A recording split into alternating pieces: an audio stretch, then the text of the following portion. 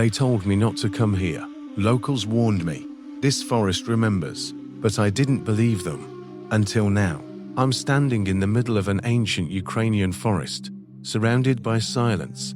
So deep it feels like the trees are holding their breath. And here, right here, 5 centuries ago, something happened that changed the course of history forever. This is the forgotten forest where Roxelana was taken. The textbooks will tell you she was captured by Tatar slave raiders and sold into the Ottoman Empire. But they don't tell you where, and they definitely don't tell you why. Because the truth is too unbelievable. Because this forest is cursed. Let me take you back to the year 1515.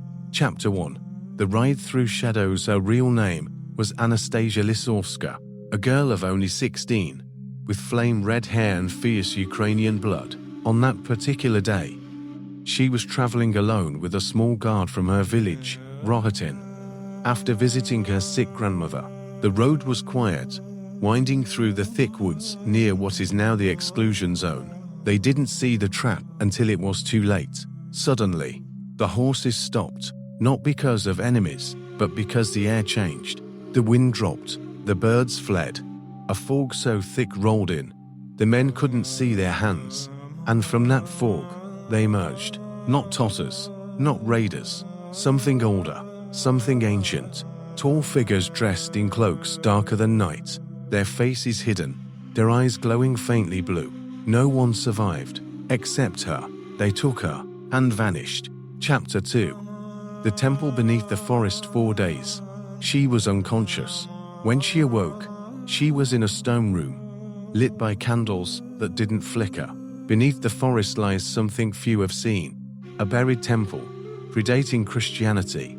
A place where rituals were performed to awaken power from the stars. The cloaked ones weren't just raiders, they were keepers of the gate. And Roxelana wasn't a victim, she was chosen. A prophecy carved into ancient stone said that a girl with fire in her hair and fury in her heart would rise to rule an empire that would almost consume the world. They taught her languages, magic, seduction, war. They told her that men would see her beauty, but never her blade. And then, one day, they released her into the hands of slave traders, on purpose. Chapter 3. The Rise of the Fire Queen. Everything that followed, not an accident. Roxelana rising from concubine to legal wife. Planned, her manipulation of Sultan Suleiman. Engineered, the wars, the executions, the power struggles.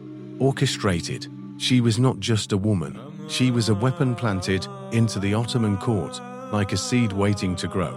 And she never forgot the forest. Chapter 4. The Secret Return. History says Roxelana died in Istanbul, but some say that's a lie. Old letters discovered in a sealed monastery outside Kiev tell of a cloaked woman arriving by night, long after her supposed death. The monks called her the Red Witch. She asked for a map. She wanted to find the forest again. They say she came back to the temple, alone, and never left. Some believe she still walks among the trees, not alive, not dead, watching, waiting. Chapter V. I wasn't supposed to find this as I film this now. Something feels off. My camera glitches. The wind is howling, even though the sky is calm. Just a moment ago, I saw footprints that weren't mine. Someone's watching me. I think I hear whispering. What if she never left? What if Roxelana is still here? If this video stops abruptly, you'll know why. Remember this place. Remember this forest. Because some stories aren't just history, they're warnings. I stopped walking.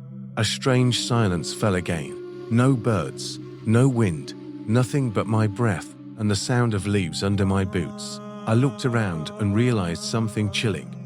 I was standing in the very same clearing from the legends, the one where, according to stories, Roxelana had vanished. Locals say the trees here whisper her name at night, and some even claim to have seen her, or something that looked like her, standing between the birches in a long red dress. I pressed record on my camera again. This is the exact place where Roxelana was last seen, before she was taken. They say she was traveling from Rohatyn with her father, and the carriage stopped right here for a short rest. But something happened. Something unnatural. according to ancient letters found in the archives of Lviv Monastery, written by a wandering monk the 16th century. The forest here split open that day. He wrote of a bright light and figures dressed in black with silver faces. No one knew what it meant back then. But what if? What if it wasn't just bandits? What if Roxelana didn't just get kidnapped? What if she was taken by something else? The trees around me rustled, not with the wind, as if they were breathing. Suddenly, my camera glitched. The screen went static for a second. Then, a face, just a flash. It looked like her. Pale skin, sharp eyes, a golden headpiece. And then it vanished. Guys, I think I just saw her. My voice cracked. But this wasn't over. I walked deeper. About 300 meters ahead, I found something strange.